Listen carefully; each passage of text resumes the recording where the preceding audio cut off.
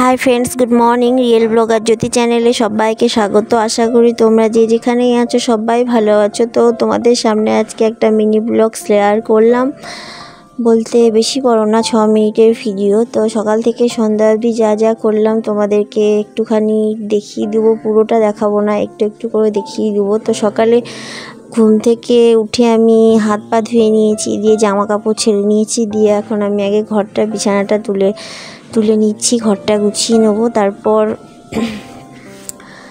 তারপর আজকে যেহেতু এটা বৃহস্পতিবারের ভিডিও, তো বৃহস্পতিবার দিন মাকে বলেছি যে আমি সিংহাসনটা ঝেড়ে একটা নতুন ঠাকুরের আসনের কাপড় নিয়ে এসেছি, তো সেটা পাতবো, সব ঝেড়ে মুছে। তার জন্যই তাড়াহুড়ো করে আগে আমি স্নান করব, তারপরে সেটা করব।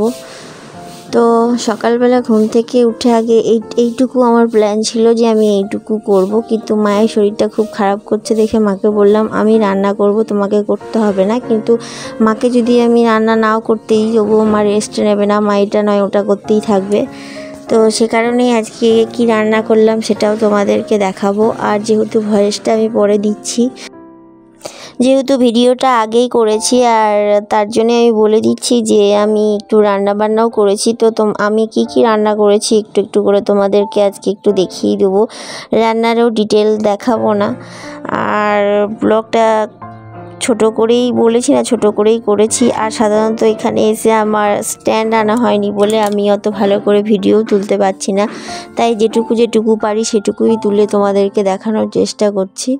তো তোমাদের সাথে গল্প করতে করতে আমার বিছানাটাও গোছানো কমপ্লিট হয়ে গেছে। তারপর একটু আলনাটা ঠিকঠাক করে নেবো, দিয়ে মা তো ঘরটা ঝাড় দিয়ে দিয়েছে, কারণ আমি এইসব করতে করতে মাকেও কিছু একটা করতে হবে, আর না হলে হয় না। তো আমি ঘর গোছাই আর মা ঝাড় দিচ্ছে মেঝেটা। তো আমি আলনাটাও একটু ঠিকঠাক করে নিচ্ছি। আর কথাই বলে না যে একটা কাজ যদি 10 জন মিলে করে সে কাজটা খুব তাড়াতাড়ি হয় আর কাজটা হালকাও হয়। তো সেরকমই আমি এসে যে ঘর গোছাই আমি পুরোটা আমার দায়িত্ব তা না, আমি ঘর গোছাই, মা এই দিকটা করে ও দিকটা করে, আবার ঝাড় দেয়। মাকে বলি যে তুমি যাও তাড়াতাড়ি স্নান করো, কিন্তু মা শুনবে না, মা বলবে আগে আমি এগুলো ঝাড় দিয়ে ঘরটা মুছে নিই তারপর যাব। তো আমাকে ঘরও মুছতে দেবে না, নিজেই ঘর মুছবে। সে কারণেই আমি কি করি তখন, যে না বেশি বললে আবার মা রেগেও যাবে, তো সে কারণে মা ওগুলো করে দেয়। তো আমি এখন আলনাটাও ঠিক করে নিলাম, আর এই 3টে মশারি এক জায়গায় করব, দিয়ে যেখানে রাখার ঠিক সেখানেই রেখে দেবো।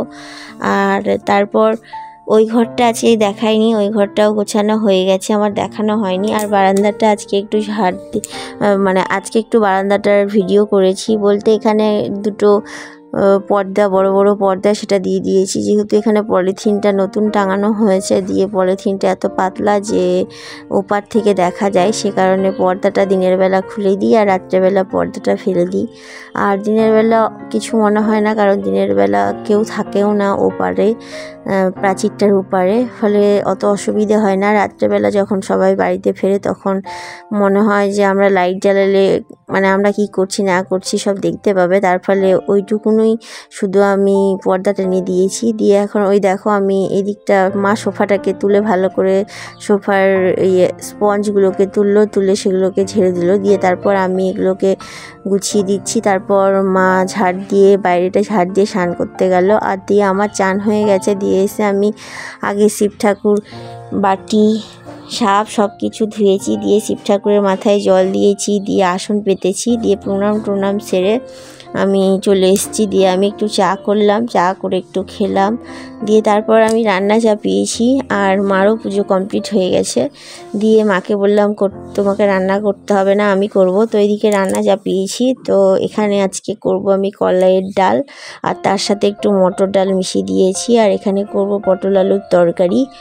তো আমার প্রেসারে মোটামুটি ডাল সেদ্ধ হয়ে গেছে, আর এইদিকে পটল আলু দিয়ে সয়াবিনের তরকারি করব, আর পেঁপে ভাজা করব, আর টমেটোর চাটনি করব, আর সর্বশেষে পাঁপড় ভাজা আর কচুর পাঁপড়।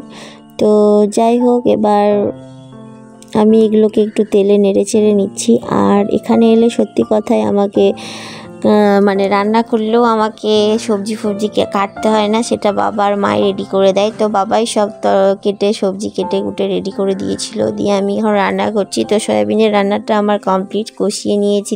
তো সয়াবিনটা কষিয়ে জল দিয়ে একটু নামিয়ে নিয়েছি। আর তারপরে এখানে টমেটো চাটনি, সেটাও হয়ে গেছে। বললাম না তোমাদের যে সম্পূর্ণ একটু একটু করে তোমাদেরকে দেখাবো। তো টমেটো চাটনিও আমার রেডি হয়ে গেছে। দিয়ে এখন পেঁপে পেঁপে ভাজা করব। আমার শ্বশুরবাড়িতে ওরা সবাই বলে ছেচকি, আমরা বলি ভাজা। তো পেঁপে ভাজা করব। আগে একটু পেঁপেটা ভেজে বাপার জন্য তুলে নেবো, তারপরে আমি একটু চিনি দেবো, কারণ চিনি ছাড়া পেঁপে ভাজা ভালো লাগে না।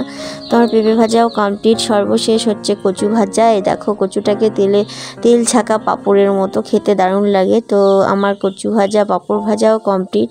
তো এইদিকে আমার দুপুরবেলা খাওয়া দাওয়া বলতে বাবা আর ছেলে খাচ্ছে, তারপর আমরা খাবো। তো খাওয়া দাওয়া করে এটা সন্ধেবেলার ব্লগ। মা আজকে লুচি করছে, তো লুচি আর আলুর দম হবে। তো আজকের জন্য এইটুকুই। সবাই ভালো থেকো, সুস্থ থেকো, টাটা।